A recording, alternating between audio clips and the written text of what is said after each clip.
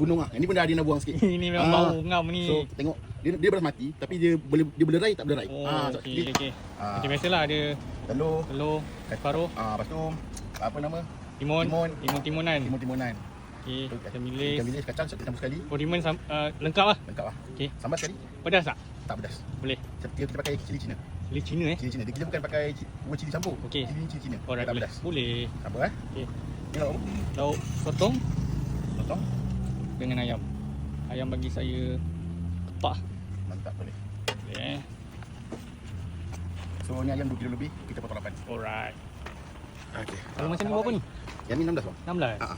Yang satu lauk RM10. Okey. Kalau tambah satu lauk tambah lagi RM6. Alright. Lokasi kat mana? Sama tak? Sama. Depan 7E.